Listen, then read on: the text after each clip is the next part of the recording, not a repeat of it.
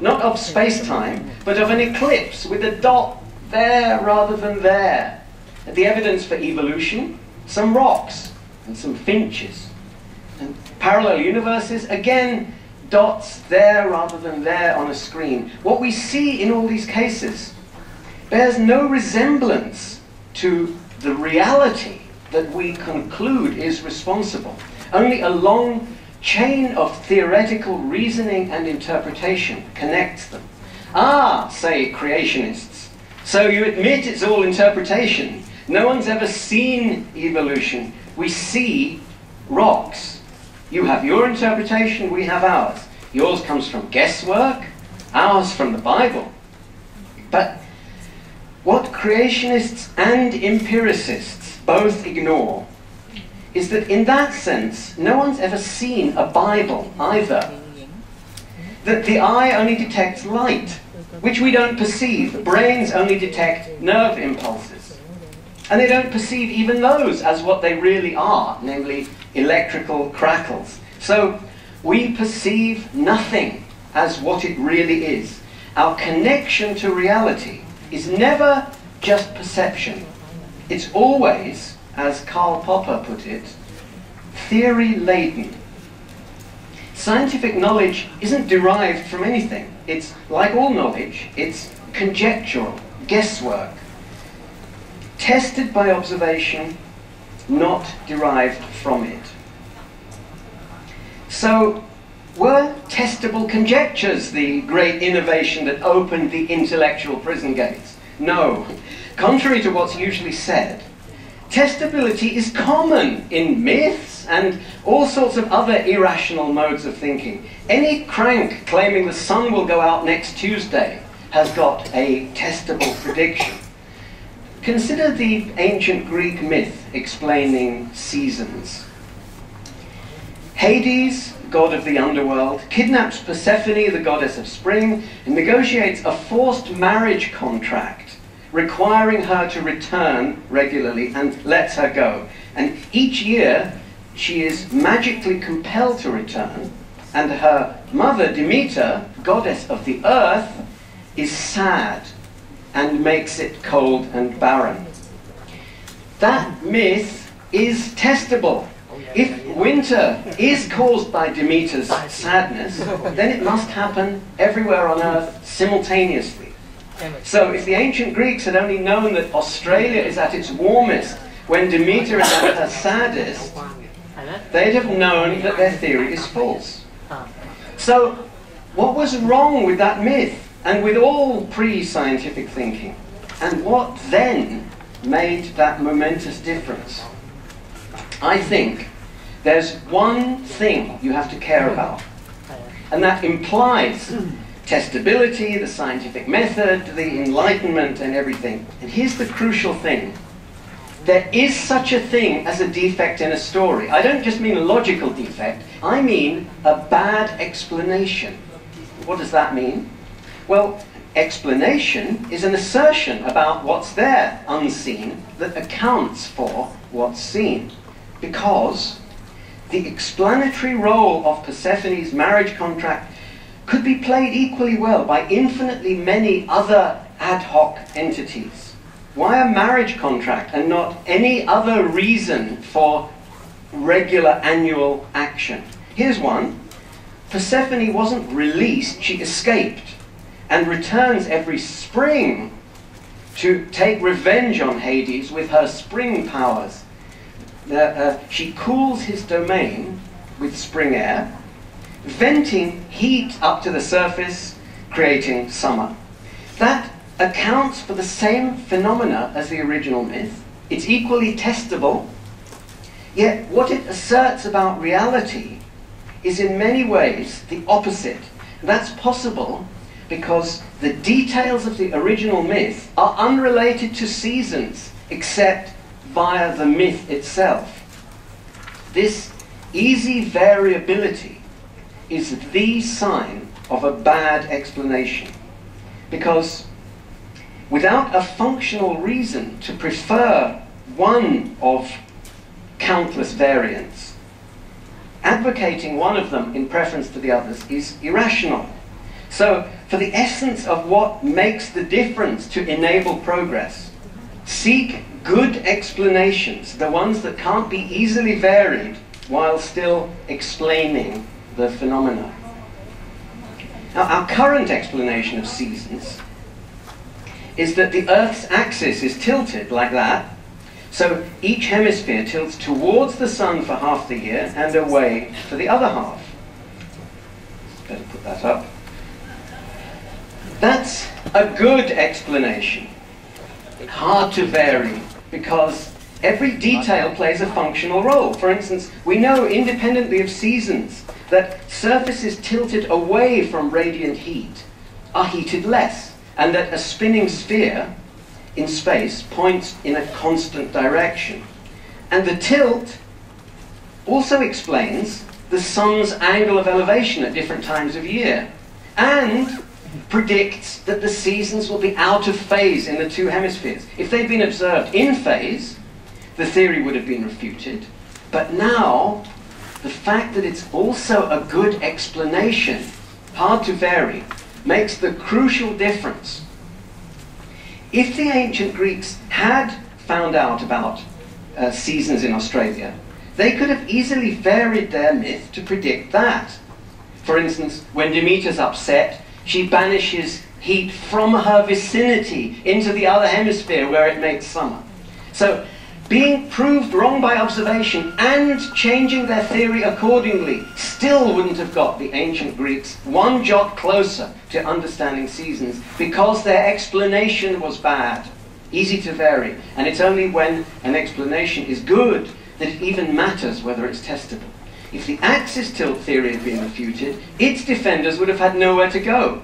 No easily implemented change could make that tilt cause the same seasons in both hemispheres.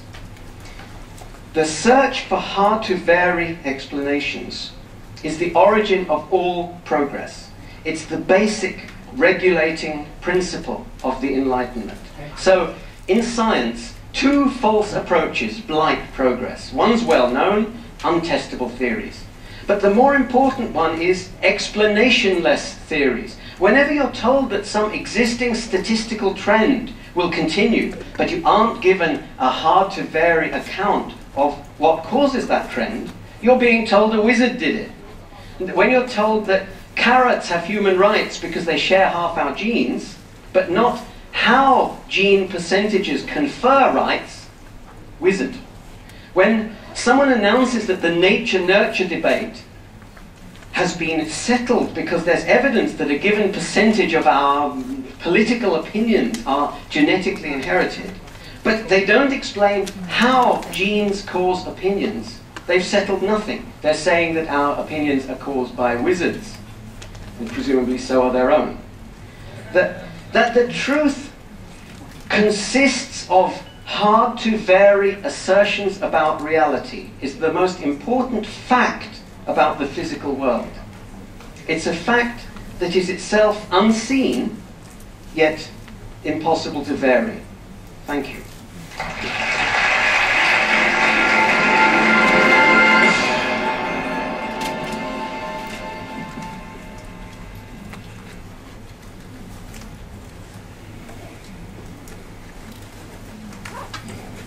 大家你哋好，就今日好高興，我哋舉辦咗一次嘅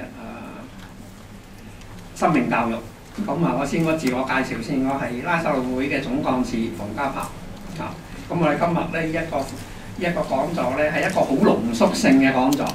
咁喺嗰2個鐘頭裏邊咧就冇逼嘅，洗手間咧可以隨便去喺個門口入。咁我哋今日會有6位講員，先後就將大家都睇到我哋嗰個嘅單張嗰度一步一步咁講。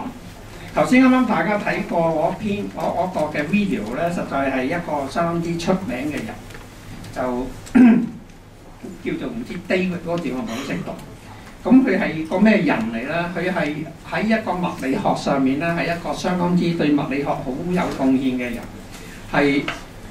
人哋稱佢做咧一個 quantum computing 嘅 father， 咁即係今日我哋用好多嘅電子零件咧，係靠呢啲嘅物理學咧先用到嘅。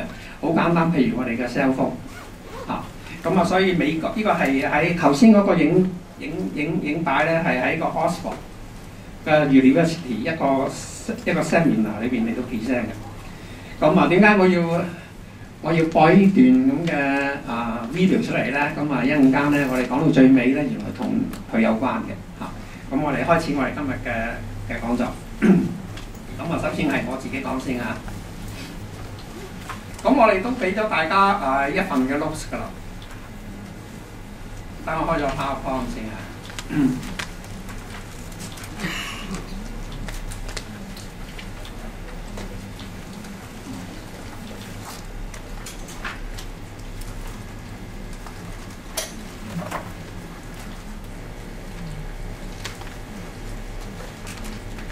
今次呢個講座咧就係主辦機構就係拉撒路會，咁有兩個協辦機構啦，就係重新會社同埋呢個完美句號。咁就我哋三個機構都係基督教背景嘅機構嚟嘅嚇。咁第一課先講單元一，死是什麼？咁大家手頭上面嗰本錄史咧就好詳盡啦，我都要攞啱本錄史嚟先啊。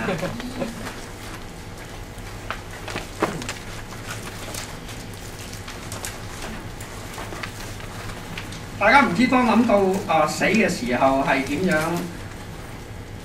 係啲咩嘢咧？唔知即係大家當睇到我哋嗰個嘅廣告嘅時候，你要即係你喺思想嚟唔嚟參與嚇？咁之後你今日終於嚟咗啦。咁我哋第一個嘅單元咧就係死是什麼？咁原來咧即係睇翻咧。死啦！即係講就好似我哋今日每一日，我哋都喺新聞啊、喺電視啊、喺我哋周邊嘅人啊，都一路都講嘅，一路都發生緊嘅。咁即係我哋已經習以為常，死就係死啦，就係好簡單。咁原來死是什麼咧，都咁多嘢講嘅。咁一樣好難嘅咧，即係我哋先從一個醫療嗰個層面去講啊嚇，死係咩嘢咧？究竟死嘅定義係咩咧？死嘅定義係咩嘢？原來唔容易嘅喎，即係我哋沿用咗，即係譬如有好多年啦，即係我哋當佢去話俾人聽，佢已經係死咗啦。咁嘅時候咧，我哋基於啲咩嘢咧？以醫生嚟講咧，就係基於佢有冇呼吸，佢有冇心跳。咁再遠少少咧，就佢個腦係咪已經死咗？就係基於咧，即係咧，正如呢度咁講啦，某一啲嘅東西呢度，即係某一啲嘅器官，某一啲嘅器官嘅停止曾經用過心臟嘅停止跳動啦，呼吸嘅停止跳動啦，咁但係發覺隨住一個科學一路發展嘅時候咧，即係咧當呢個心肺復甦同埋呢一個嗰啲心臟除震嗰啲咁嘅儀器嘅發達咧。發覺有問題，因為咧好多時候發覺咧，即使間我停咗心跳好長嘅時間，即係本身自動嘅跳停咗好耐嘅時間，或者我個呼吸停咗一段好長嘅時間，如果喺個時間我哋用我哋個心肺復甦嗰個方法，即係人工即係壓啦，大家喺電視睇得好多㗎啦嚇。咁即係用一個心外法，同埋即係當保持住佢個心係一路出緊血嘅時候咧，曾經試過有一啲嘅例子咧，去到即係成幾個鐘頭之後，係咁同佢做一個嘅心臟按摩咗幾個鐘頭之後，竟然之間會有翻心跳喎，竟然之間會醒翻喎，呢一啲咁嘅故事咧一路。